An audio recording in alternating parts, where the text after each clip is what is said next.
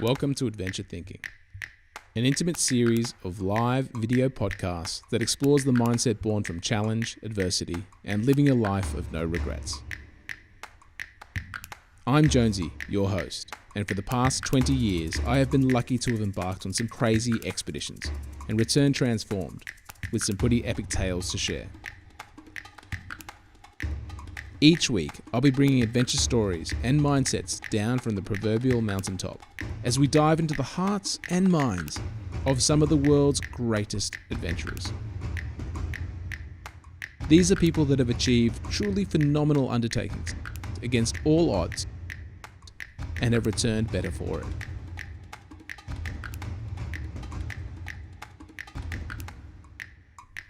So, do you want to live more adventurously? This is Adventure Thinking. All right, well, welcome to episode 4 of Adventure Thinking Live. And right here, Lauren, over here, my co-host, come budge over. This is little baby Dylan, by the way, who is the 4th member of our team, because you can't forget Morgan, who's luckily in daycare. Otherwise, would never be able to do anything of use in our lives. Now, Lauren is co-host. Oh, sorry, you can't hear anything, Lauren. Now, I'll give you that headphone. Basically, the gist is Dylan was supposed to be sleeping. She's not, so I'll co-host as long as we can until we need to go for a walk. Yeah, this is the nature of life. Sometimes you'll get me, and sometimes it'll be Lauren, but that's just the nature of life. So, fun times. I can see, well, our guest is already laughing. I can see him offline, but he's laughing at us, looking at the chaos of a child and everything. Now, we have a very, very, very exciting... Oh, my gosh, she is active, this little chick. We have a very, very cool show today where we are going to be joined by REX PEMBERTON.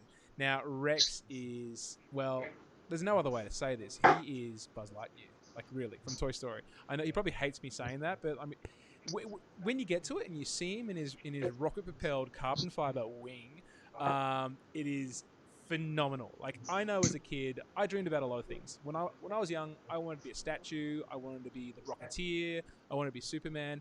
Now, this guy's actually gone off and bloody done it. He can actually fly.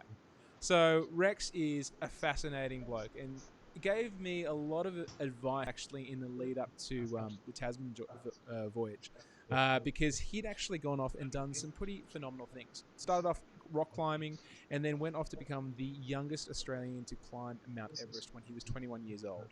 Followed that up, because he's an underachiever, with becoming the 3rd youngest person, I think, of all time to climb the 7 summits at the time, and the youngest Australian. Climbing wasn't enough, so he wanted to get his hands and feet off the ground and into the sky, and took to flying, base jumping, and then wingsuit flying, and did some pretty gnarly things in the proximity flying world, which is where you fly along cliff lines and all this stuff like that. It's like stuff that's kind of beyond my pay grade, and I wonder what the F at times when I see that kind of stuff. But Rex is joining us, and he's going to be talking about the topic of innovation. Now, this is going to be a super, super exciting chat. And before we bring Rex in, we're going to show a little video of what he's all about. He grew up like we all did, a smelly teenager exploring his world, wondering what's possible. A passion for weekend rock climbing quickly accelerated into something way more serious. For me, Everest represents the ultimate mental and physical challenge. A 21-year-old with an ambition to climb Mount Everest. And despite the odds, pulling it off. I got frostbite on my fingers, came back down snowblind. It's got to be one of the hardest days of my entire life. But what comes next for a young mountaineer with an appetite? Why not climb the highest mountain on every continent? The holy grail of mountaineering, the 7 summits. Climbing the scariest walls. Yeah! Before he noticed, there's a far quicker way down. 3, 2, 1, yeah. Why not jump?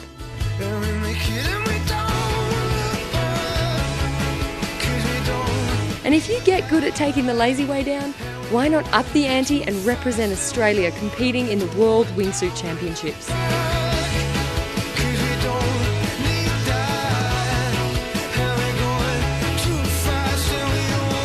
Exploring the world's most remote playgrounds and seeking adventure wherever you find yourself. Learning new skills and stealing precious moments to fly on nature's breath. While paragliding is serene, the allure of human flight is irresistible. Innovation leads to evolution, and it somehow becomes a natural progression from being a flying squirrel to becoming a human rocket who has a jetpack in his shed. They all work perfectly.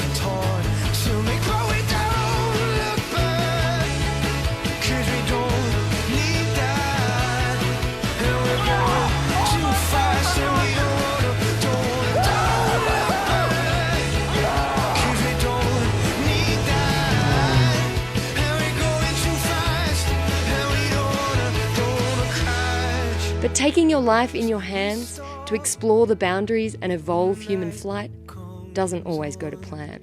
But it's when things don't go to plan that the learnings are made. It's the failures you don't see in the sizzle reels that make all these moments a reality. It wasn't a superhero attitude or an inhumane understanding of risk, but more a playful curiosity, a constant wondering, what if? And an acceptance that failure is an inevitable part of the process to becoming an innovator. This is Rex Pemberton, an athlete, an innovator, an adrenaline junkie, and an everyday Aussie. Seriously, what a highlight reel. Rex, welcome to the show. It's so nice to finally meet you. Hey, Jainesy. Hi, Lauren. Thank you so much for having me. Really appreciate it. Can't wait for this chat. For so long, I've heard about you through Justin, and I swear he has a man crush on you. So Stop I it, can't stop wait it, to stop hear it, stop about it, stop it. Not in front of Rex, not in front of Rex. It's always really, really Hey, embarrassing. It's so amazing. You know, it kind of goes both ways, Lauren, so you might have a little trouble here in this conversation. If you just see Justin and I looking at each other the whole time, eye to eye. I think we've got to ditch the girls. Let's just go out and go camping in the wild. It's going to be fun. Actually, you got a pretty amazing wife. We should just talk about very second because that's a great little intro video that we've had for you. But Emily's a pretty powerhouse woman in the air as well. What does she get up to, Emily Gilding? Absolutely. So my wife Emily Gilding, we met at an air show, and I was jumping out of a plane, getting circled by another plane, and then she was walking on the top of a biplane and not inside it, but walking on top of the wing doing aerobatics. And I was like, oh man, I have to go and have a chat to this young lady. That sounds really boring. The rest is history. I wish you had just said you met on Tinder, because that story is just too boring for. Yeah, I mean, there's probably we should do this. Cool. She should be another episode for you guys at some point in time. Definitely. But we've got to get all those foxy photos as well. I've seen a couple of them that you've showed to me. We'll get them showed to the world. I don't know how she'd like that so much. But that said, I mean, just start an idea of mine. Actually, we should start an adventure Tinder group. That'd be quite interesting. You know, find your adventure, swipe right, swipe left. There's just the child crying in the background. This is the harsh reality of life. Yeah. I like it. What would you like to do? Go canyoning today, or base jumping, or wingsuit skydiving, or crossing the Arctic? Yeah, that's if you like the person you want to go on a 60-day expedition or 90-day expedition with them, you can double swipe right or super swipe. Man, this is a good idea. Okay, anyone who's listening, do not take our idea. This is something that we are going to do. Innovation already born out of the podcast. Beautiful. Brilliant. Oh, we've already got a couple of people jumping online.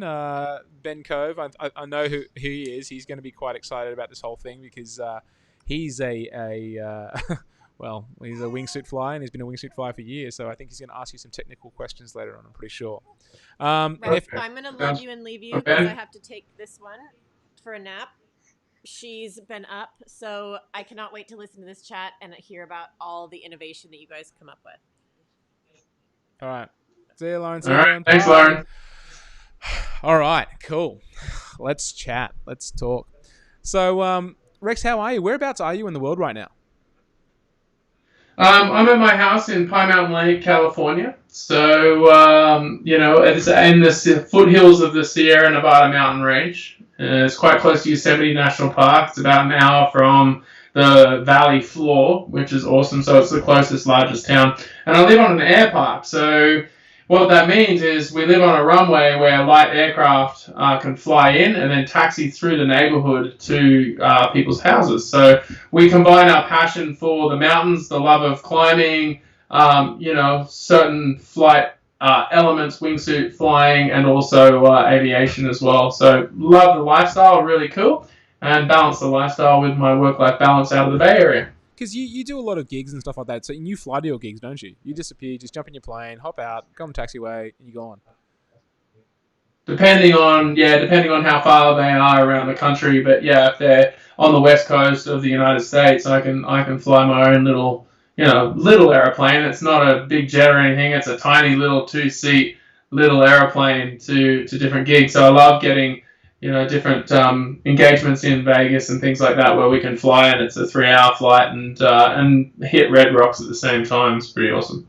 You're living the dream, and I've got to say I'm quite jealous. I'm the only member of my immediate family, I suppose I shouldn't say this, the male line, that doesn't have a private pilot's license. So I've got to change that at some point. Maybe I'll come live at your spot. It sounds quite fun. And before we jump into your chat, because you're going to be talking to us about everything innovation, and I don't think there's anyone better in the world to talk about this stuff. I mean, that X-wing in particular just screams innovation and pushing the boundaries and edge of what human flight is all about. But before we jump there, I just want to ask, you are based over in the States. I mean, what's the current mood? Because this is, currently going through a pretty tumultuous period of time in American history and world history over there with some of the riots, the Black Lives Matter. Yeah, I mean, the current mood is it's uncertain.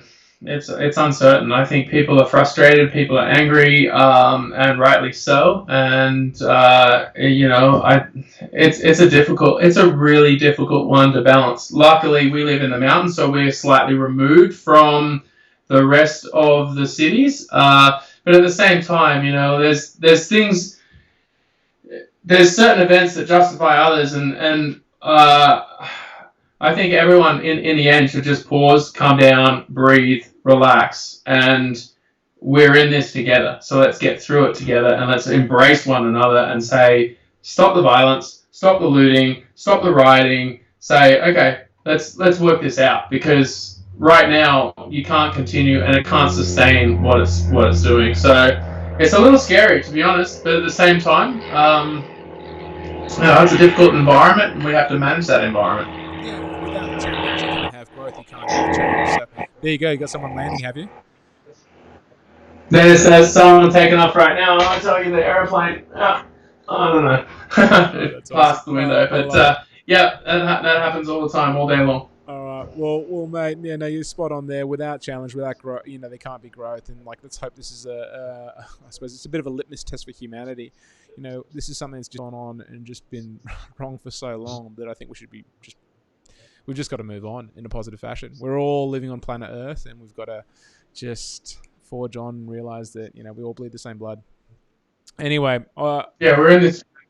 Exactly. Yeah. So let's jump into the conversation, mate. Well, you're going to take us on a little bit of a ride and talk about innovation. So what I might do is I'm going to drop out a frame for a second, and I'm going to pull up this little slide deck that I've got over here. So give me a second, and I will do that. All right, here we go. And there we go. Awesome. So if we can flick to the next slide, Jonesy. No worries, mate. I'll just be this voice in your head. Perfect. So this is an interesting picture. I was on the side of a helicopter at 6,000 feet on my way up to 10,000 feet above the ground in Baja, Mexico. And we were in Baja, Mexico because the FAA, the government agency that regulates airspace in the USA, basically told us we cannot fly this wing in their airspace. So we took it down to Mexico, and luckily the Mexican government were like, yeah, come on down, And on my back there, I have a 6-foot carbon fiber rigid wingsuit. And on the bottom of that wing, if you flick to the next slide, Jonesy, it has 2 micro-turbine jet engines on the bottom. And I'm about to jump test this thing for the very first time.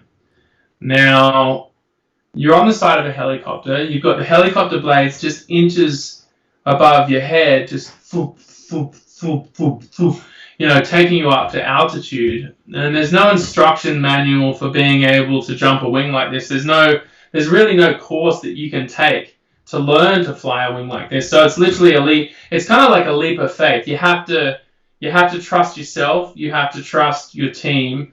And you have to rely on your ability. And now I remember in the helicopter, when we're climbing up to altitude, I was just overcome with this anxiety and this fear. It was really gripping me. And I was almost ready to tell the helicopter pilot just to lower it, just to put it back on the ground where I'm safe. And kind of thought to myself, you could do that. That's one thing you could do, or you could take it. You could take it to the next level, and you could get up there to 10,000 feet above the ground. You could drop off backwards off this helicopter skid, and you could learn to fly the wing that you've worked on for 4 years of your life. And there was 2 partners in this project. One, a guy called Jason Johansson, and another guy called Bob. And Bob and Jason were both in that helicopter. And I remember Bob being in the back seat of that helicopter, and Bob was an interesting guy because he was a farmer, and he farms almond nuts for a living. So almond nuts, and you're probably thinking, well, why is an almond farmer in this helicopter? Well, Bob dabbled in aerofoil design, and he spent the last 300, 400 hours designing the wing that I had on my back. He had designed probably, I don't know, maybe hundreds, maybe thousands of aircraft in his dusty farmer workshop, but he'd never actually designed anything that's taken to the sky before, that's actually flown.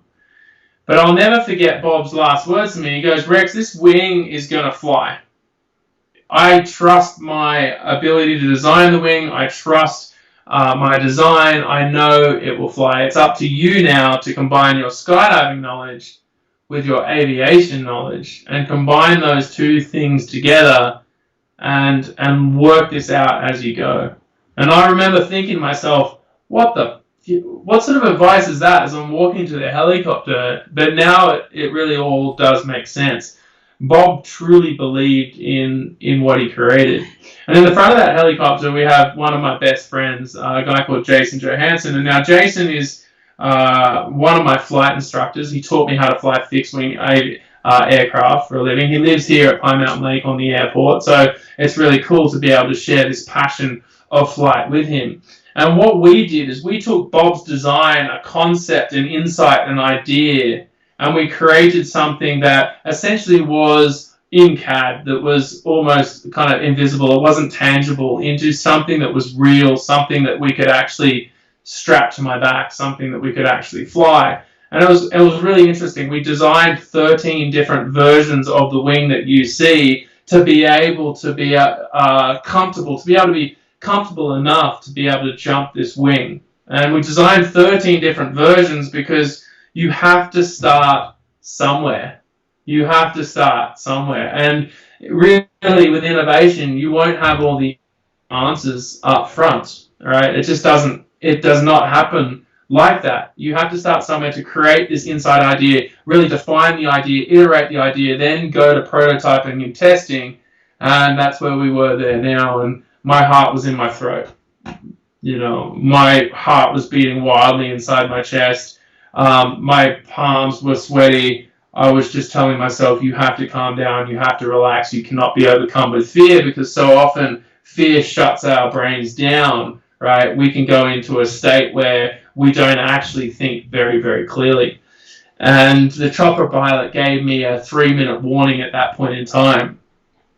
And I remember thinking, oh crap, this is it. This is the moment that we either fly this thing or it fails, and I do my best to get out of it and to land safely under parachute. And I remember thinking in that moment, it's not about being overcome with emotion. It's not about being overcome by this anxiety, by this fear that I had of the unknown.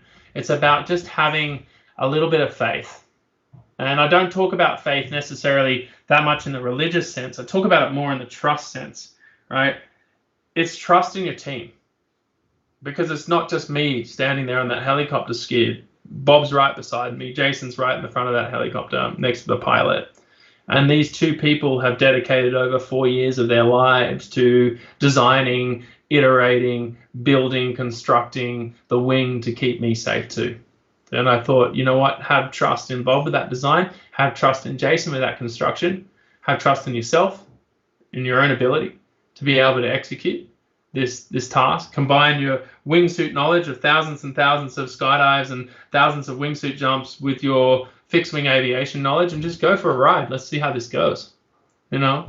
And with that thought, I put my visor down over my helmet, and Jonesy, you can flip to the next slide. And I took a couple of really deep breaths, just in through your nose, out through your mouth, in through your nose, out through your mouth, and I'm breathing out all of that fear, and you just let go. And at that moment, you just drop right off that helicopter skid. And I'll never forget that moment as the wing, it did a 360-degree roll, and then it planed out into flight. And I thought, oh my gosh, this is working. This is going to be amazing. And the next thing that came was a complete stall on the right-hand side of the wing, which flipped me upside down.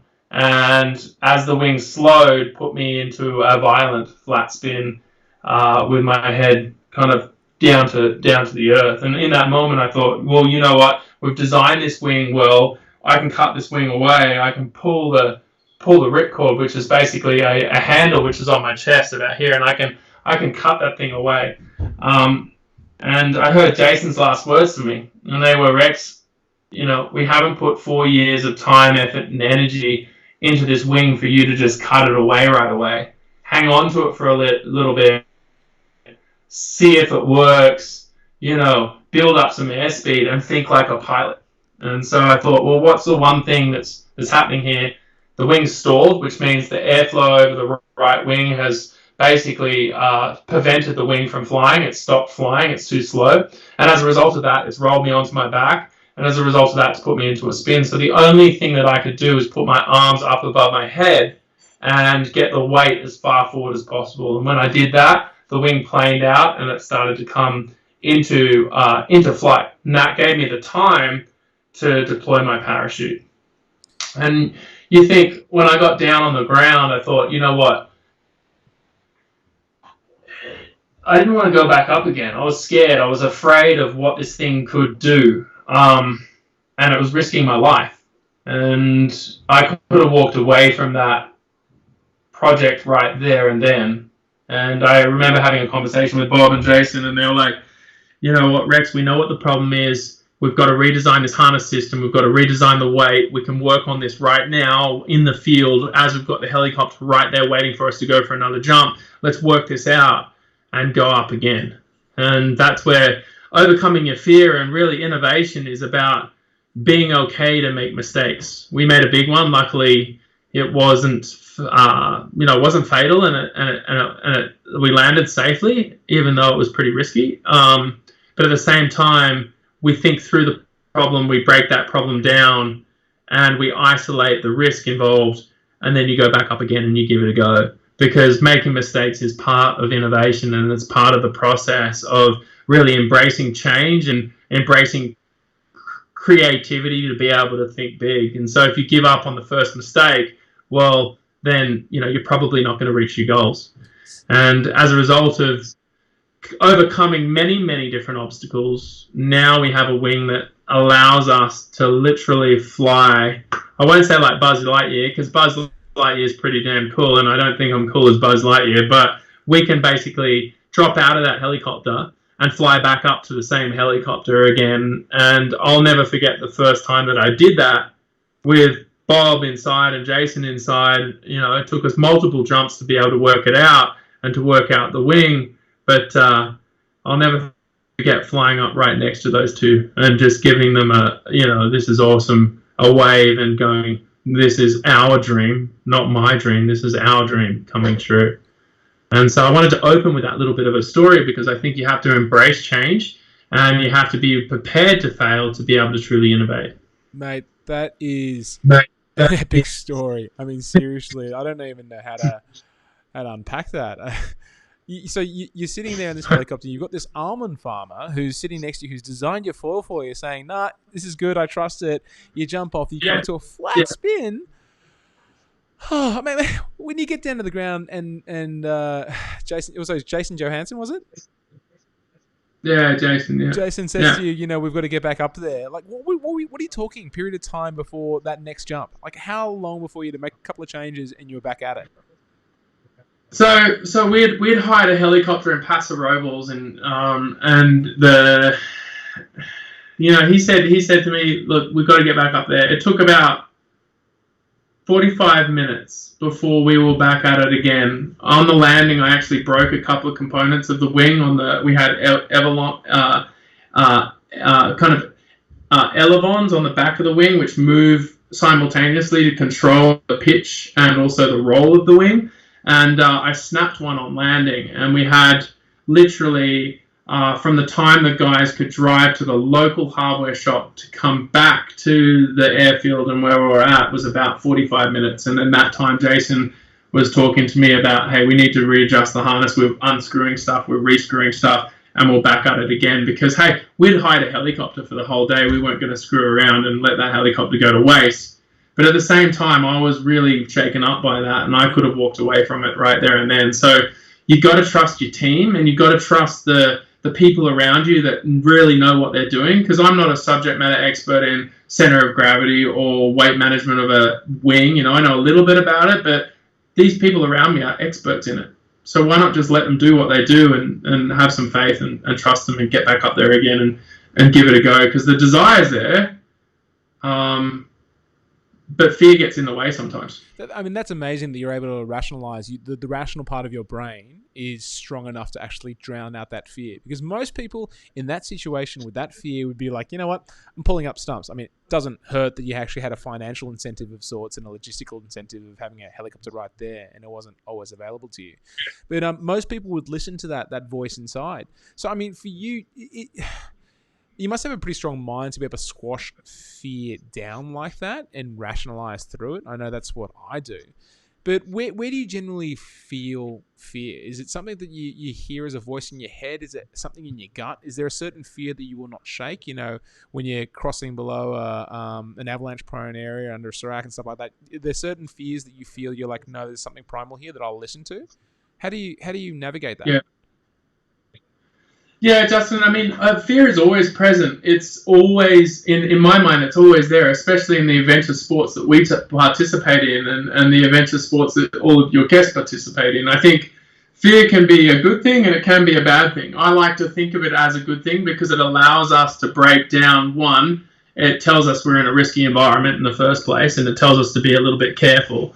And then two, it allows you to listen to your gut, like, hey, you should probably listen to what your feelings are right now and why you're feeling that way. But generally in life, I think fear gets in the way of a lot of people, including myself, achieving the dreams that we set before ourselves.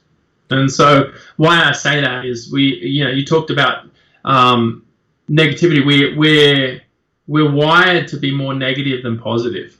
And so naturally we'll go and we'll think about our fears before we think about the positive outcomes of what this task could bring to us or allow us to achieve. And we'll resonate on those negatives because we have 5 times more negative neurons in our brains than positive neurons. So if you can overcome that, and if you can think about things positively, and you can think about fear in a positive way, what is this fear telling me, and why am I truly being afraid of this task at this time? And if those fears are irrational, then you probably want to keep going with the task. If they're really real and you can break those fears down and you can go, you know what, things are adding up, maybe it's time to back off, step away, and walk away from that jump at that time.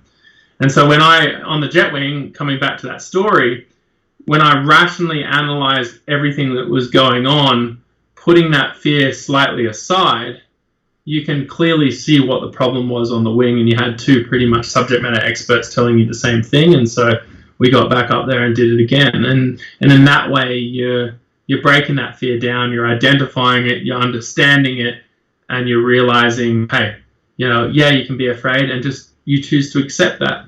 And I might be a bit sick, but I kind of like fear. It's kind of fun to be afraid at times. Like, it's like, hey, what's making me feel this way, and why am I feeling this way? And if I can break it down like that and be really rational about it, maybe we can do some pretty cool stuff. No, I think, and stay alive.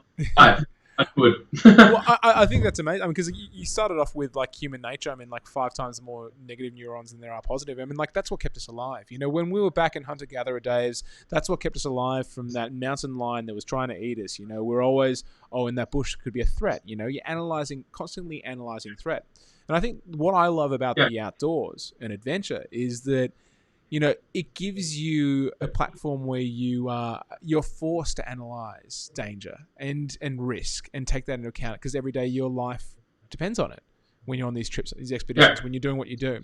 And in day-to-day life, I think as society, like we don't do that. And so, the negative neurons are firing for all the wrong reasons. So you need that risk. You need that to be healthy. But when you're in a flat spin, going down, you've got the words of Jason ringing in your ears. It's like all trust in the wing and lean into it, basically. And you got to fly this thing, treat it like a plane. Do you think if you just had that wingsuiting experience and you didn't have flying experience, do you think it would have turned out a little bit differently? Because I mean, it's. I would have never been on the side of that helicopter, Jonesy, if I didn't have wingsuiting experience or flying experience, and combining those two things together. So because if you only had the wingsuiting experience is so far, and then the flying experience gets you, a whole bunch more knowledge, and you're putting those two things together to be able to do something that is innovative, to be able to do something that is unique. And I'm not saying that we were the first. There was no way that we were the first. There was Yves Rossi that came. He was the pioneer of all of this. There's Felix Baumgartner, who was amazing, flying the Red Bull wing. You got Fred and Vince, who are charging in Dubai right now. So I'm not saying we were ever the first, but at the same time, like, you've designed something from scratch, built in your backyard workshop.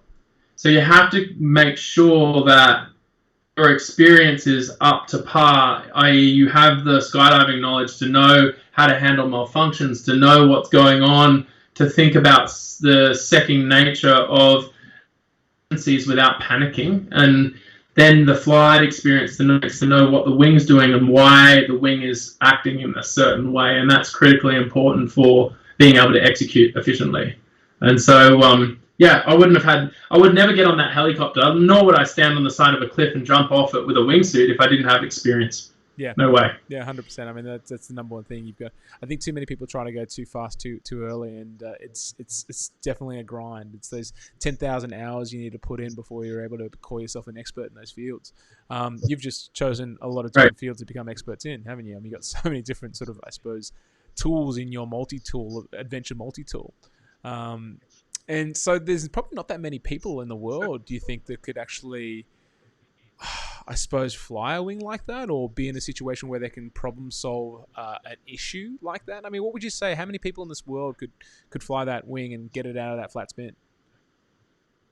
That's good. I don't know. I mean, there'd be a few people in the world, especially in the wingsuit world, that are highly experienced enough to be able to fly a wing, that do have piloting experience. We've identified a bunch of them, and we're ready to start working on training some of those people as well. But at the same time, I mean, I take myself back in time, and I wonder how many people saw the first motor car and thought, you know what, someone's got to learn how to drive that, and there's only a few subject matter experts in the world that can drive that right now, because everyone knows how to ride a horse. And then suddenly the new normal becomes the normal, and then as a result of that, everyone's flipping flying jet wings around the sky. I don't see it impossible. I see that we just need the right planning, the right preparation, the right training, and the right automation, which is in the world today. The technology exists, it's there, so why not put it all together? So, you could go and fly a wing with limited experience, and it still make it safe. The technology's there to do it. It's a big gap, but it's at the same time we could do that with the right team. So you saying I should fly over there right now and then strap me in and get me flying in a wing? Because that sounds pretty cool. And the first thing I'll do with you is I'll take you up in an airplane and I'll kick your ass out the door. I'm going to hold you to that. I'm going to hold you to that because it's something that I really want to do. I want to learn how to become competent in falling very fast and learn how to survive those falls. So we've heard it here first. Rex has said it. We are all going to be flying around in jet-powered wing foils and wings fairly soon. So you should just do a little a little venture with Elon Musk, Basically, there's going to be the space X-wing, you fly out to outer space. It'd be pretty epic, pretty cool. I like where humans are going. Cool. Mate, Elon Musk would be a great part. What a legend. Think about what he's done.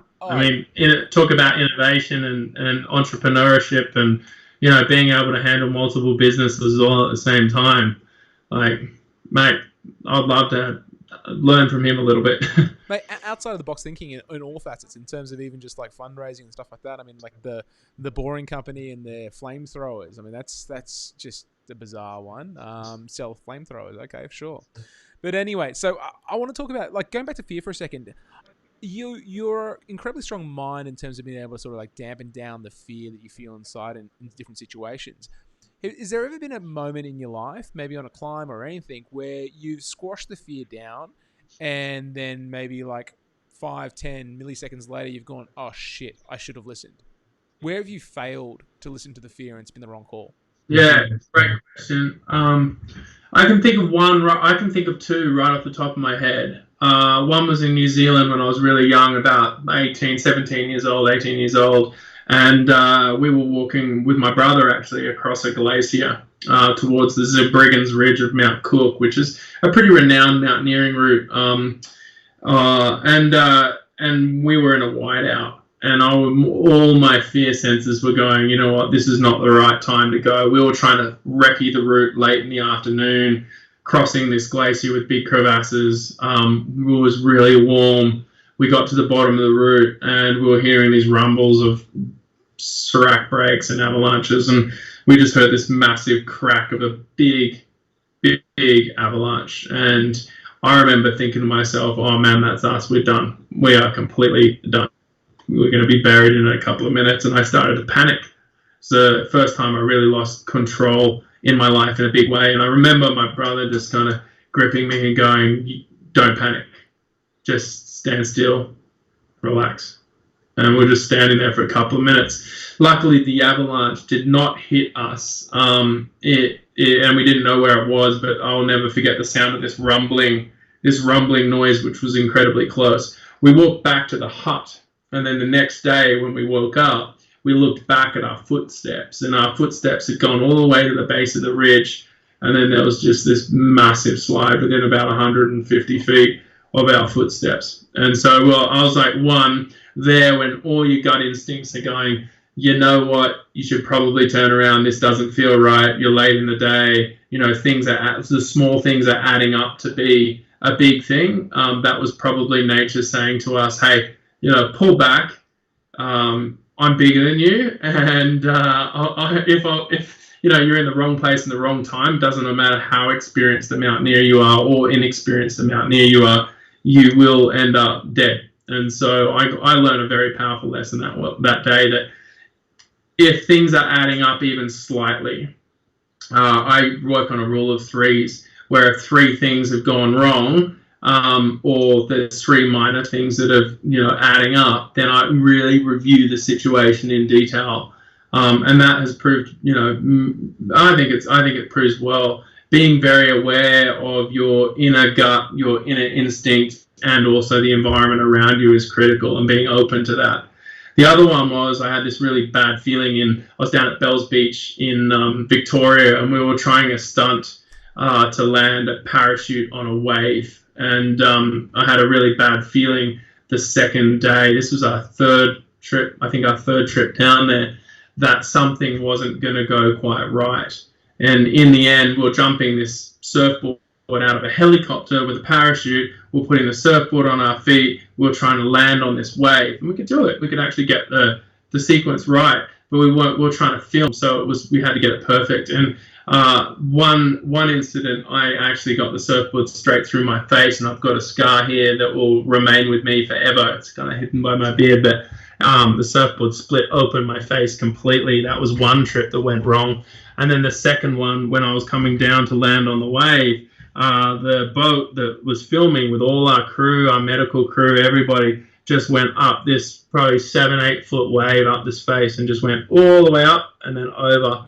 And all of our camera gear, all our red cams, every single thing on that boat went into the water. Now the swell was building really, really quickly, and it went from probably 7-8 feet to 10 to 12 feet by the time the afternoon was, and we had everything in the water, including a massive speedboat upside down. And so things like that happen and mistakes are made, but I think in the end it was probably because things were adding up and communication broke down. So 1, you're skydiving. 2, you're jumping out of a helicopter. 3, you have a surfboard on, strapped to your waist. 4, no one's ever done it before. 5, you've got a team of people in the water and rescue teams, all that sort of stuff that are trained and incredibly experienced.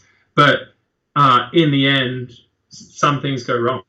Yeah. And so you've got to be aware of how many things are adding up to equal something that will be a problem. And luckily, everyone was fine in the end, and we got through it all. But at the same time, you learn from those simple mistakes that add up into big mistakes. I mean, with that one where you're talking about splitting your face open with your surfboard point, do you think that, I mean, your intuition as you're about to take the jump is going, oh, no, look, there's too many variables and factors, or is it just something, a gut feeling, or was it the cues, like you're saying a second ago? Because, like, sometimes, like... I mean... Go on. Please. Sorry. No, please. For me, that was gut. Yeah. I knew that something was going to go wrong, and I kind of just couldn't put my finger on it because I was looking at all the variables, and the swell was good, the forecast was good, the swell systems were coming in right, and it was just like a bad feeling. And sometimes you have those, and you just, I would say, just listen to those. Yeah. Listen with a cautious eye, but listen to them. That's the biggest thing. I mean, they say the best. Make sure you're aware. They say that the best mountaineers and the best climbers are the ones that are able to listen to that gut, and look at the environmental cues and, but choose those moments where everything looks fine, looking around the environment, looking at all the cues, everything looks good, but there's something wrong and odd. And like, I think people have laid, John Muir has been one of those people who's a phenomenal expeditioner and climber back in the day, but he's like, there's a saying, what is it? There are old climbers and there are bold climbers, but there are a few old bold climbers. And I think that's pretty spot on. Now, you mentioned another factor that I want to point out, though, in terms of that. Filming. Like, you've got this pressure to film, was it a commercial, or was it a stunt? What was it?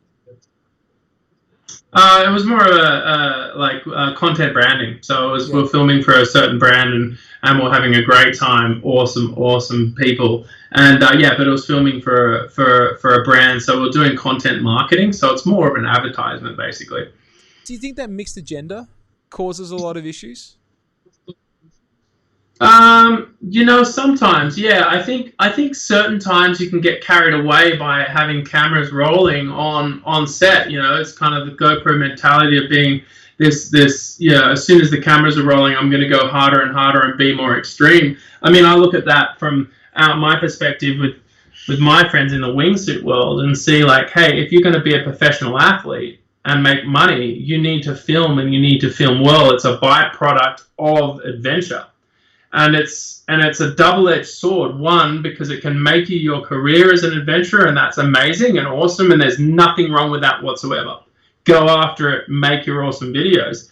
But at the same time, if it's pushing you beyond your limits in the way of what you're kind of reaching over your confidence levels and your skill levels, then you probably got to pull back. I've seen so many of the wingsuit pilots, sadly, of the world filming for YouTube and filming to get as close as they can to the ground and do the most gnarly, crazy jump that they possibly can do. And sadly, a lot of those amazing very extremely talented athletes are not with us anymore. And so you got to take a step back and go, where do you draw the line? You know, I'm all for pushing boundaries and making sure that we go after these large and compelling goals and really take more risk than what we think we can. But at the same time, you've got to be really educated in that, and you've got to be really thoughtful, because if you're just doing it for the social media likes, you're probably doing it for the wrong reason, and you'll probably push yourself beyond your capability at some point in time. You either learn a really hard lesson, get injured, or you may learn the ultimate way, and you may lose this gift that we have of life, which is, I've seen many times my friends, which is sad, you know. So pulling on this thread a little bit, I mean, like pressure then, I mean, they've obviously had a pressure they've felt that they've needed to go off and, you know, get that YouTube following, or to get something for a sponsor, or to be perceived to be at the cutting edge and need to do the biggest and baddest things. For you, pressure, where does pressure live? Is pressure an internal thing? Is it an external thing? Where does pressure come from? That's a great question. That's a really great question, Jonesy. I think pressure comes from me. It's an internal thing. It's a drive. Like it's a drive. So I get really, just opening up with you guys a little bit, I get really like anxious if I'm not going out and doing things that I love or excelling in whatever I'm trying to do. I do get anxious, and I do get like this anxiety. And so I drive myself really hard. But at the same time, again, that is a double-edged sword, because that pressure can drive you to do things that maybe you're not ready to do as well. And at the same time, you have to be comfortable in an environment where you may be uncomfortable. You know, you can't go on adventures every 2 seconds. You can't go and jump off cliffs every week. You can't necessarily fly jet wings every week or so. It's like, you've got to have a balance of life, and it's really important to find that balance and be comfortable with where you're at personally. And I think if you can find that, hey, we can do great, amazing things, and at the same time, we can really enjoy this gift that we have. Yeah. No, that's a really, it's a really interesting thing, because like where people feel that pressure and the motivations for doing so, because I think linked with pressure comes this perception around fame or notoriety, and some people, the reasons why they adventure are very different. Some people, I mean, I'll ask you the question. I mean, like if no one was ever going to know about your achievements, would you do them? Would you go out there and try and fly a wing like this? Yep, 100%. So straight away that head's nodding. Whereas, and look, I'm going to be absolutely. I'm gonna be honest. You know, for some of the things that I've done in the past, you know what, I don't know if the answer is that. You know, there is an element with the earlier trips that I did when I was younger. There was an element of ego that came into it. Really, I'll be honest, and not ego in terms of wanting to you know, from an arrogance perspective. It's about wanting to matter. I think as a child, like I was searching for identity, and I think, you know, that kind of feedback from media, from sponsors, from the general public was something that can be addictive, and I know it can be addictive. Like I've completely changed now. I think a little bit more age and a little bit more experience does a lot for that. But it's it's a fine line sometimes. It really is. You don't want to. Yeah, I think it is. I mean, I relate to that, Jonesy. I really do. In my early days of climbing Everest and going after peaks in Europe and stuff, and climbing technical mountains in the European Alps at a young age, which was will weigh in over our heads. You know, we got away with so much risk that we probably shouldn't have. And realistically, it was chasing sponsors, and it was chasing fame, and it was chasing like these amazing adventures to kind of say you've done them. But at the same time, I really love that stuff, and that's what I live for, is that adventure. And that's why we're all here, and that's why we're listening to this podcast, because we love adventure and we love to crank in the outdoors. And I think it's a gift. You know, life is a gift, and let's go use it. Let's, even if there's no one watching, and we didn't have Instagram, we didn't have Facebook, we didn't have all these crazy social media platforms where everybody's liking and commenting on what you do, you know, it's about actually enjoying the journey. It's about, and I don't want to be cliche, but it's actually about learning around about the world and having a bloody good time in the process and having some fun. And yeah, sure, getting some adrenaline kicks. That's all awesome. It's all part of this gift that we have, which is life. So you're telling me... Let's try and stay focused on the bigger picture rather than the smaller picture with what's going on right now, 100%. 100%. I mean, what you're basically telling me is you don't have a TikTok account, basically. No, not yet. Not yet. No, I can't do TikTok. I don't. No, sorry, mate. I can't. I don't know. I started looking at that and I was like, people do dances and stuff, do they? Like, no, not quite there yet. But maybe in the future. I'll never say never. Well, it's an interesting one. I mean, because you say that when you were young, you were doing all that stuff and living on the edge of life. It's an interesting one because I think especially young males. I mean, we mature a lot later than females. I don't think we have a fully formed brain properly. We're settled into our adult self until like 27 or 28 years old, and so it's crazy because like you are making decisions, and I know it. Like with me, where you are willing to roll the dice a little bit more. You are willing to take some bigger risks and chances, and throw caution to the wind at times, even though I'm a highly risk adverse person. I look back at some of the stuff I've done. I'm like, oh, geez, well, if I was making those decisions now, I'd probably err on the side of caution. So it is, but I think that's the reason why we're able to do some of the things we've done. Because when you've not had some of that fear be so strong, you've been able to push harder, and that's become, it's like a muscle. You learn how to do it, and you learn to be comfortable in the grey. And I think being comfortable in the grey is probably one of the most powerful tools you can have in your toolkit. It really is. Yeah.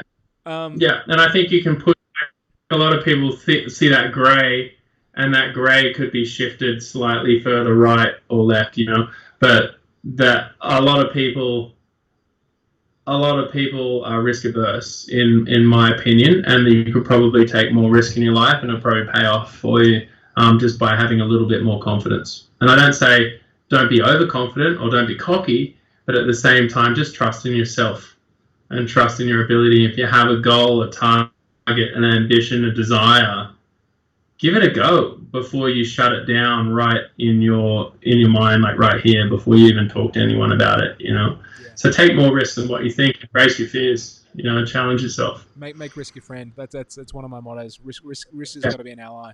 Now, I'm going to open up to a couple of questions, and there's one that's come in, and this is actually from Lauren, because she wanted to ask this to you, but she got sent away by by Dylan. So her question is hello, I'd love to know how Rex handles fear. When I'm faced with innovation or doing something new, I often freeze when I'm scared. I mean, you touched on this a little bit at the start, i.e. public speaking. Does he feel that the human flight, fight, freeze response when faced with fear or doing new things? If so, how does he manage that or use this to his advantage to push further? That's a great question. What is your go-to response to fear or to a scary situation? Are you a freezer? Are you a runner? Are you a fight?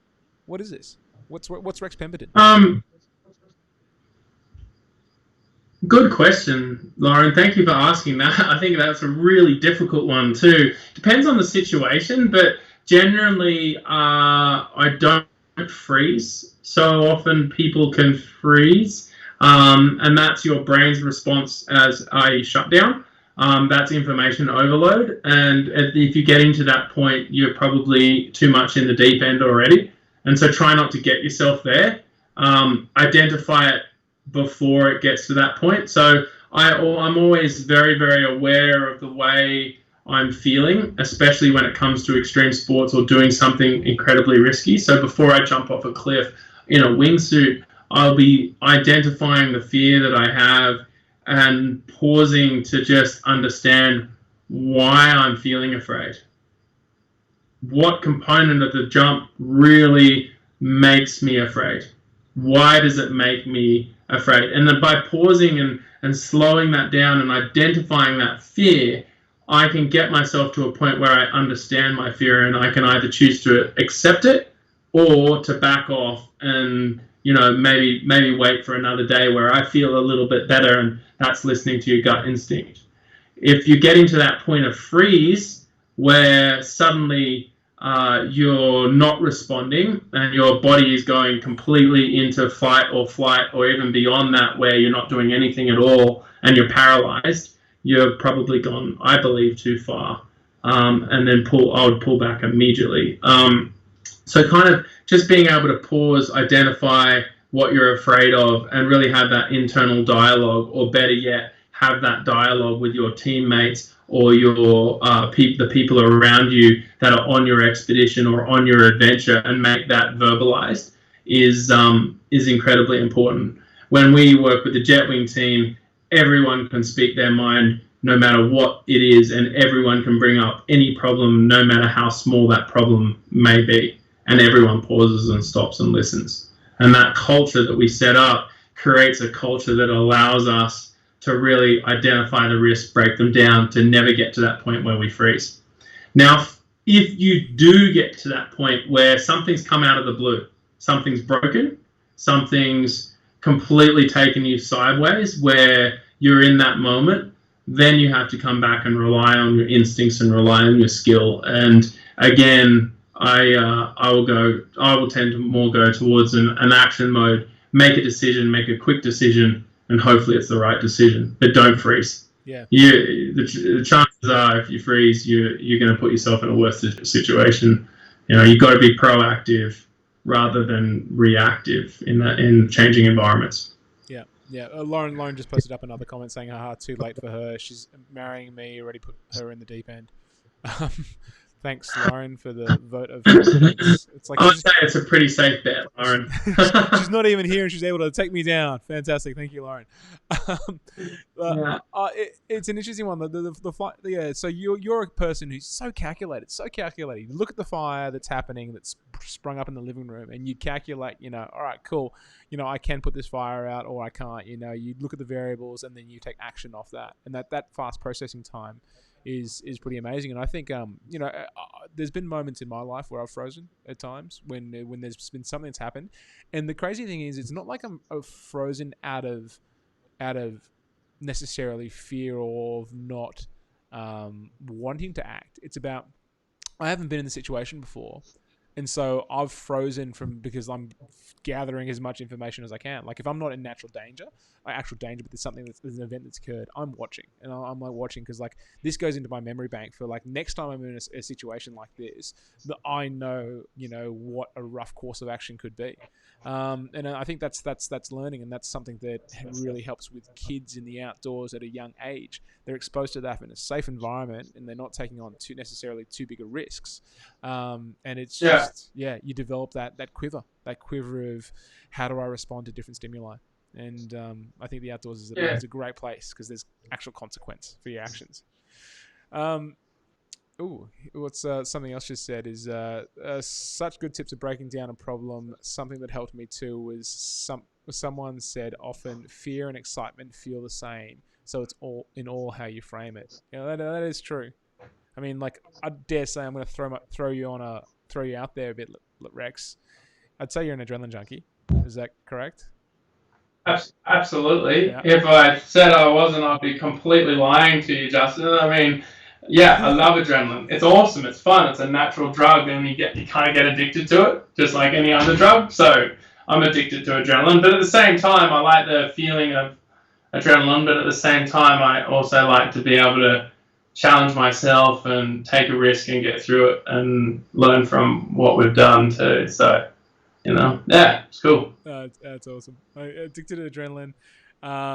And if Lauren's right and fear and excitement are so close, you're addicted to fear too. You are addicted to fear. Scary movies, you must love them. I don't know. I think fear can be a friend if you embrace it. So, I mean, I think fear helps keep us alive in what we do. While I don't particularly always like it, I always embrace it. Yeah. It's part of what we do, and in a sick way, you can become to like it in some ways. There's something that you're searching for because it makes you feel alive. You're on that edge. Ben Cove, if you are, there's just been a comment said from a guy called Ben who I know quite well. He's a wingsuiter himself. And he said, Justin Jones, can I have my one question now? So Ben, type in your question. I think he wants to ask you a technical question. Type it out, and we'll get to it. And I'll ask him a question in the in between. But actually, before we get there, write your question, Ben. But Rex, did you want to talk about some did you have a couple of slides that you wanted to show before, because we're getting close to time-ish? Were there a couple of slides that you wanted to pull up and show in particular? Yeah.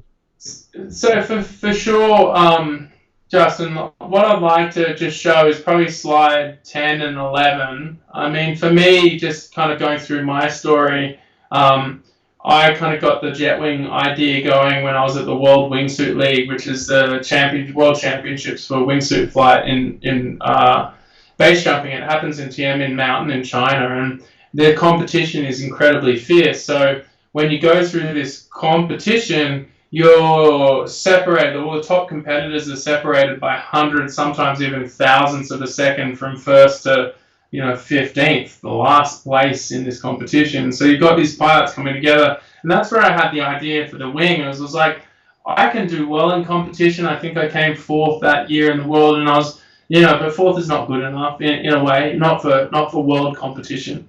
And I started thinking, how do you transform? How do you innovate? How do you think outside the box? Why are we jumping wingsuits off mountains? Why can't we redesign the wheel a little bit? And Yves Rossi was flying his Jetwing. Fred and Vince were just getting into it at that point in time. So I knew it would be possible to be able to combine my fixed wing skydiving with my fixed wing aviation knowledge, to combine those two things together and really innovate and throw the fabric wingsuit out the window. And no one was there to help us at the time. But when you come up with an innovation chain, I think it starts with an insight or an idea. And so often our insight and our idea get shut down at the beginning because of our negative neurons. We talked about that earlier in the podcast. We have 5 times more negative than positive in our brains. And neuroscience is proving that. So often we think we're too old, we're too young, we're not good enough, we're never going to make it, we don't have the experience, it's going to be too hard. We have these ideas that we get excited about, but we don't actually really define them and action them. It's the first steps that are critical to the innovation piece: defining that idea, iterating that idea, letting the team build around those concepts, attracting like-minded, passionate individuals to be able to then go on to create something that's taken invisible to visible, and then you can prototype and test. And when you prototype and test, that's when you can kind of feel your dream coming true. Now, there's a couple of backflows in that innovation chain. When you prototype and test, you always have to go back into iteration, and you almost sometimes, if it's not quite working out, have to go back into defining that idea. But in that process, that's where you truly learn.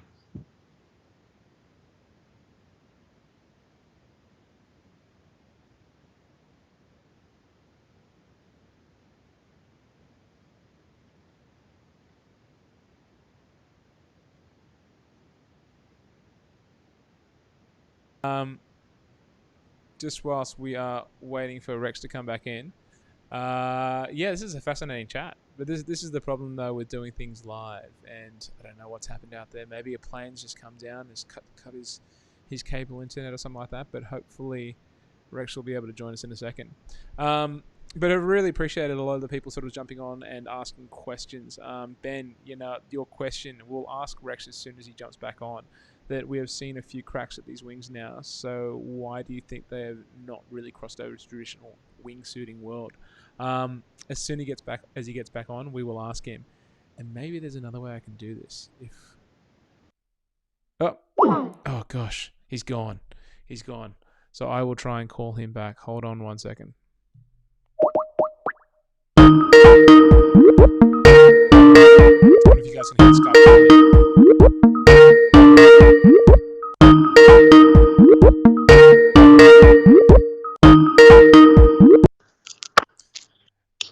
Rexy. Hello, mate. I'm on my phone now, so I'm not sure what just happened, but I think I lost you. Okay, I'm going to see if I can make sure. Yep. Oh, there we go. Yes, he's back. All right. So I'm going to punch you up here. and my lights are it's getting dark here in the States, so my lights are getting really bright, and it's about 36 degrees outside, so it's so hot out here. So let me turn my other lights on. So I don't know where I left off. Mate, there was we got a question from Ben, but Lauren was just saying that make sure you finish off this little chat around the innovation circles, because you're talking about reiterating in the flowbacks. So maybe finish that point, and then we'll jump to that question from Ben. So just give me 2 shakes, and I'll pull up the slide again. So we right.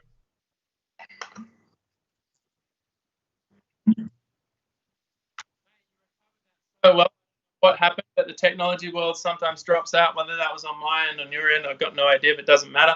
So I was talking about the innovation chain and the innovation flow, and not sure where we dropped out, but having that insight and that idea is incredibly important, and that's where we often shut down our goals and dreams right there and then, because we have those negative ideas, those neurons in our brains that tell us we're too young, we're not good enough, we're never going to make it, we shouldn't go, those sort of things. So please just embrace your dreams, embrace your ideas there, then really define the idea, get into creation of that idea by iterating those ideas and making that idea become a reality. And then it's about building a team of people around you. So bringing in Bob, bringing in Jason, bringing in people that are going to be better than you at those certain tasks and fitting the right people to the right roles.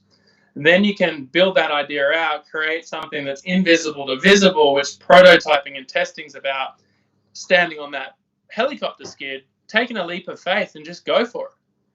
But there's backflows. So there's the iteration of the idea. You're going to go back to it, and then you're going to go define the idea. And that's all about embracing mistakes along the way, because you cannot truly innovate if you're not prepared to make mistakes. There's no way you can do that.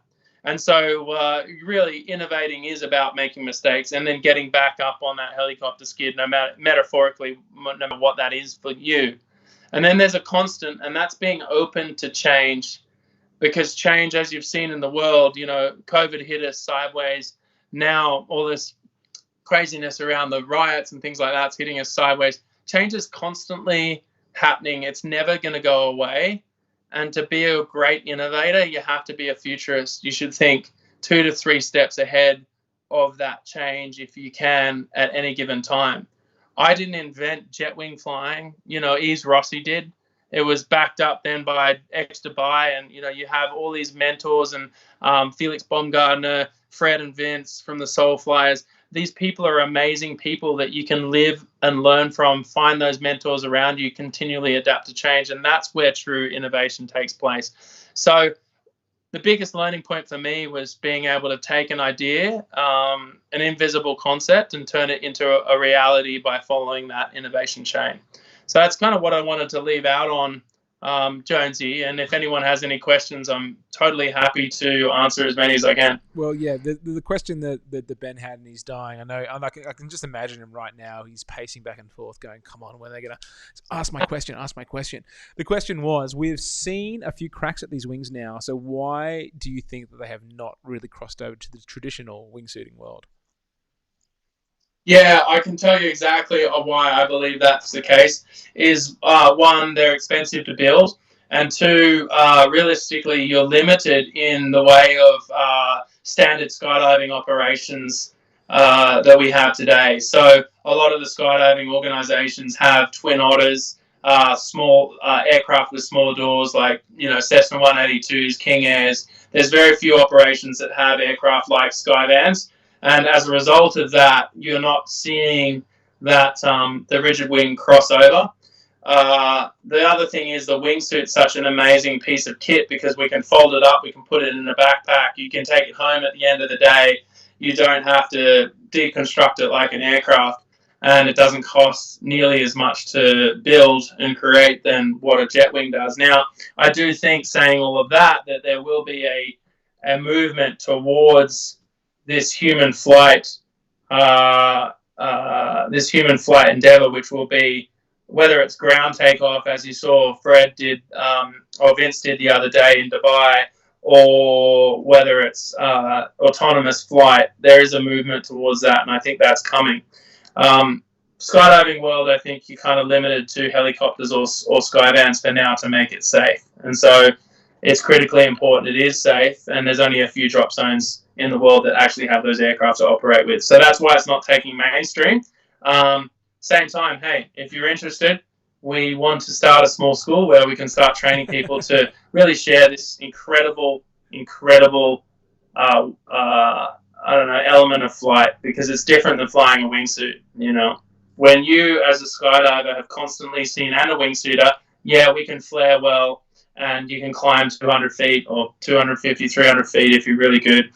But when you see your altimeter constantly going down, you get used to that as a wingsuit pilot. And then you jump out of a helicopter, you turn on your jet engines, and you fly straight back up to that same helicopter, and your altimeter is climbing back up, and you can maintain level flight with that helicopter. It's a pretty cool, amazing feeling, and I think it's only fair to share that with more people than a few people in the world. Okay, I've got to ask a question, because I know Ben's gonna reach out to you now that you've said that, like teaching people about this. But would you ever consider, or has anyone ever done this, where they've actually, say, jumped from a plane and then flown back into the plane? And like, this is where the worlds of you and Emily could actually come into this, because like wing walking, she could be your tether back onto the top of a plane. Has someone done that before? Has someone come back into the same plane? Absolutely, yeah. It's been not many, a few times. So we're behind their paces there.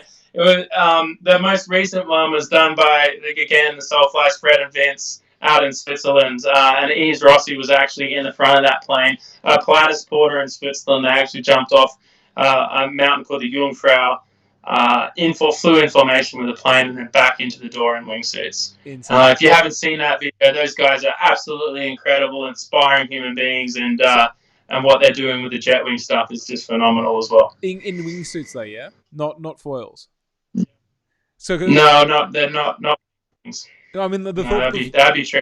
The thought pattern in my head is you've got that plane flying stable speed, stable height and elevation, and whether you could actually, doing circle work or something like that, or get that foil out and then back up and then fly back in. Turbulence would be crazy. I don't know. Like if there's a way to get it back into the same thing, where it's not having to go down for you to meet it. Anyway, I'll just drop that on you. You can think about it. That's it. Work it out. Anything possible, James. Make it work. We can fly in formation with aircraft to the point where we can touch each other, no problem whatsoever. So, I mean, if you could design a contraption that goes on the top of that wing where you can fly into it and it could catch you, it's probably not impossible, but maybe a little risky. Yeah, just a touch. Okay, we're going to a couple of questions. Julie has asked a couple. After you iterate the idea, what power does evolution of the idea have, and how do you maintain an open mind to new tangents and possibilities? With new concepts, how do you really know where you will land, especially with input from like-minded support teams? Which ideas do you breathe life into? And then it's just actually follow that up with another question, which is how do you decide where to spend your time? Basically, it must be so hard to actually pick one. So the question is on the screen if you need to read it a little bit better. I know I always need to read the question. I dropped out here. I'm on my cell phone, but I think, Julia, that's such an amazing question. Let me see if I can read it once more there. How an open mind. I think, in answer to that question, you got to have an open mind in the first place, and then if you open your mind to the idea of possibility, the possibilities expand, and you start working on it, and you start ticking off the goals, small goals at first, because you want to celebrate those goals and make them real, and then suddenly you start to gain momentum, and when you start to gain momentum, then you build support team around you of passionate people, because like-minded people are attracted to like-minded people, and so as a result of that, you get people coming together to work on your projects, and then that's when that momentum builds and is able to actually sustain itself. And it's not people that are just willing to work for a paycheck or whatever. Jason and Bob didn't work for a paycheck. We didn't need to pay them a cent. And one day, hopefully, I can, pay them for their time. But we were all working for passion. we're all working because we love what we're doing. And so if you can find those like-minded people around you, I think that's where that momentum grows. So Jonesy, I can't see the question, but does that answer the question? And what's the next part of it? I think that is yeah, no, it is. I mean, the next part of the question was like basically how do you decide where to spend your time? It must be very motivated just to pick just one.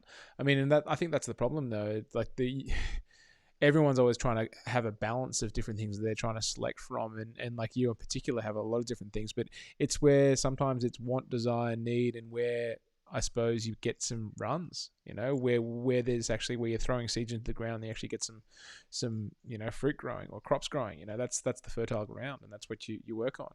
I mean, there's no point pushing an idea when it's wrong or it's a red herring. I mean, would you disagree with that? Right.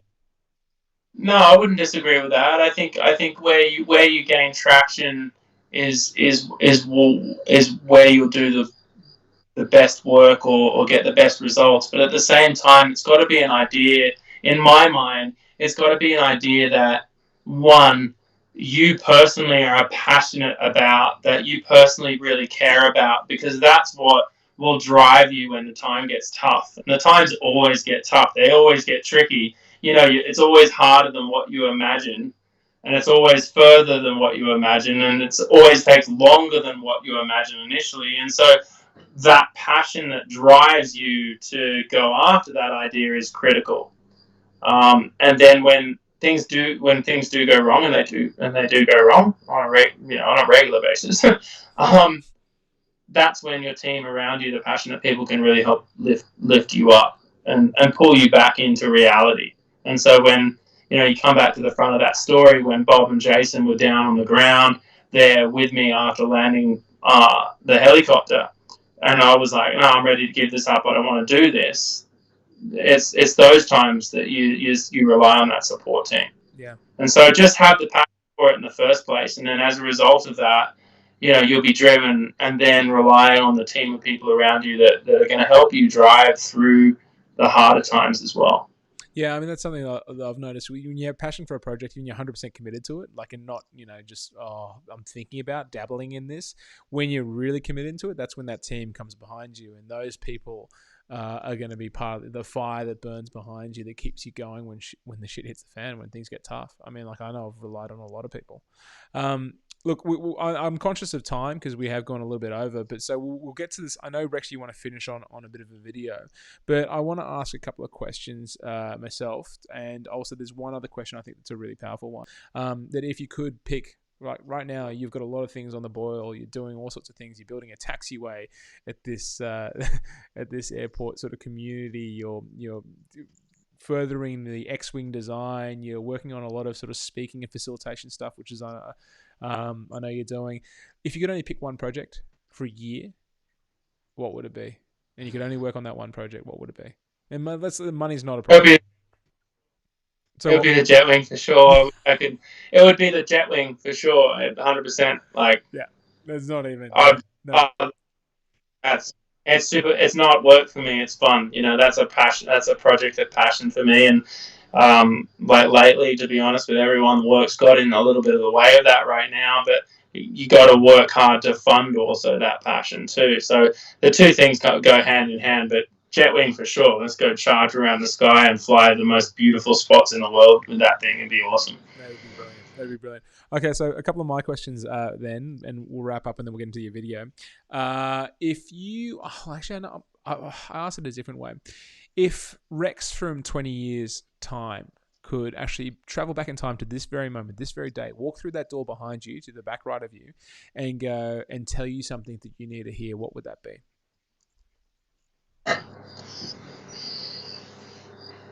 Oh, mate, what a question. Way to go. It's basically asking you, what are you guilty of right now that you know that you need someone to tell you? Honestly, I would tell myself, I'm learning this now, to be comfortable being uncomfortable. Yeah. To have really difficult, hard conversations with people at times. And so, so often a lot of us are pleasers in our lives, and we want to make everyone happy. but at the same time, you may not be able to make everyone perfectly happy all the time and be comfortable being uncomfortable and live by your values and what you believe is important. Don't be stubborn in those values. Be open to suggestion and open to everyone's opinions, but don't be walked on by other people. Charge. Go after your dreams and goals. If someone tells you you can't, then why do you want them in your life? Epic. I was going to ask you another question to follow that up, just basically saying what would your message be to other people right now? But I think that is powerful. I think that's, just charge, follow your dreams, your passions. I think that's brilliant. Well said. Okay, so Rexy, talk to me about this. Yeah, we're gonna actually one more question. Who do you reckon should be in the hot seat? Who would you suggest? Who would you want to hear from? Who's another adventure thinker that you'd want to hear on the show? I throw my wife under the bus, Emily Gilding. No, yeah, she would be a good one. That's a really good question. I would like to. I mean, it would be really cool to hear from Felix Baumgartner on the jump from space. Yeah. Like, he pioneered something there, that was incredible and incredibly risky, along with Art Thompson, who engineered that project. And it would be so good to hear from those two and how they did it, because there's just so much that went into that. And that's another skydiving, it's another a like-minded adventurer that's flown rigid wings and done amazing stuff with his life and been incredibly successful with it. So it'd be good to hear from him as well. Do you know Felix? No, I don't. No. Okay. Well, I'll try to get him on, Rexy. I'll work on that for you, and maybe get a couple of them involved, because that was a crazy project. That jump from space was just freaking phenomenal, and like the team behind it, the sports psychology that went into it. Like, Michael Gervais was working with him on that project. Phenomenal. Okay, so Rex, what's tell me about this. This is a final video that we're going to show, isn't there? So what's the caper with that? So the video that we just wanted to show to round this podcast out was the video where that really rings true to me. Now, there's been many flights since then, but flying back up next to that helicopter where Jason and Bob were side by side, alongside Outside Television, Chris Crowley, and those guys who are all there on that project. My dream coming true to be able to actually sustain flight with a wingsuit, and just show you that one. And then, and from now, we've gone from 2 jet engines to 4 jet engines, and we're really working on the design of that. And hopefully, we'll be able to do some more flights shortly after this COVID stuff has settled down, and we can all get back in the sky and get back together again. So I want to show you this video. It's really cool. Just round out with it's all about chasing your dreams and going after your passions and goals and really breaking them down and thinking about them in a calculated way. So over to you, Dustin. You can share the video. Today is game day. Today we test the wing with the jet engines for the first time. Basic safety brief for Flight 1. The key point, paramount safety at all costs. We're up in the air, 10,000 feet, cranking motors. Bad situation, we have a fire. First protocol will be the bottle. Okay. I may shoot you. Yeah. Okay, we'll keep you. If I don't think I can contain that, I'm going to get you away. And as soon as you're away, release from the wing. Yeah. It's all about you. Yep, good. All right, folks, let's do it. Safety's paramount. Looking for a great day. We don't know what's going to happen. I've done all the testing leading up. Flown the wing a lot of times just gliding. But now we're strapping power on. There's all sorts of things that could go wrong. Parachute malfunctions, engine fires. And if one engine quits, it's going to instantly roll me onto my back, or if not, put me into a violent spin. There's no instruction manual, so you have to take a leap of faith, trust the team, and then go for it.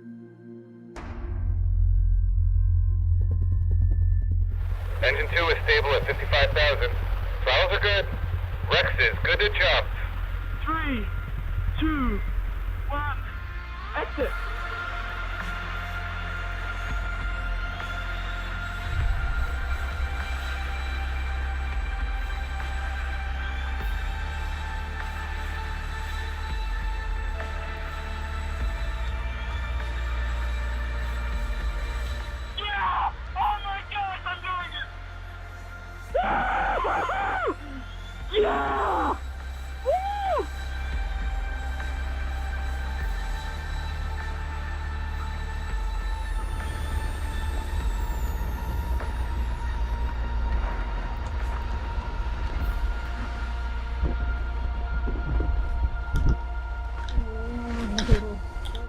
Oh my gosh, I just flew a jet power for the first time. It went really well. We got it. We honestly got it that time. I was flying formation with the helicopter. I noticed you're flying for a long time. We were flying for ages and the wing worked perfectly. Woo!